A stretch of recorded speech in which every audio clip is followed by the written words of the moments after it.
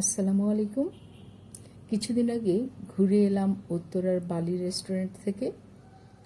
উত্তরার south metro station থেকে পূর্ব দিকে নিরিবিলি পরিবেশের এই রেস্টুরেন্টে ঢুকলে মনে হবে যেন ইন্দোনেশিয়ার বালির কোনো ছোট্ট ক্যাফেতে চলে এসেছি। সাজসজ্জা, সার্ভিং প্লেট, এমনকি খাবারের উপস্থাপনার সব কিছুতেই বালির ছোঁয়া। এখানে খাবার কেমন তাই বলছি।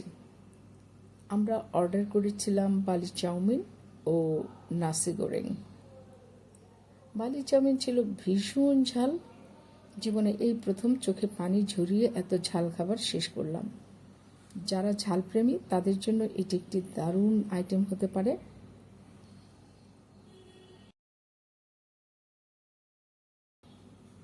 এই আইটেমটি 3 জন মিলে অনায়াসে খেতে পারবে।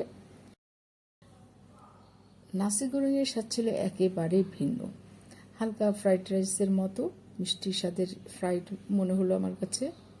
সঙ্গে ছিল 2টি থাই স্টাইলের চিকেন ফ্রাই এবং একটা ডিম পোচ। সব মিলিয়ে পরিবেশ, খাবারের উপস্থাপনা, ভিন্নধর্মী স্বাদের জন্য জায়গাটি ভালো।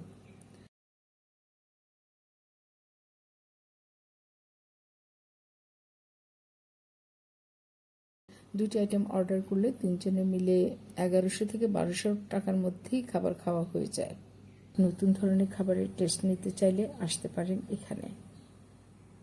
চলুন এবার চারপাশের পরিবেশ একটু ঘুরে ঘুরে দেখি।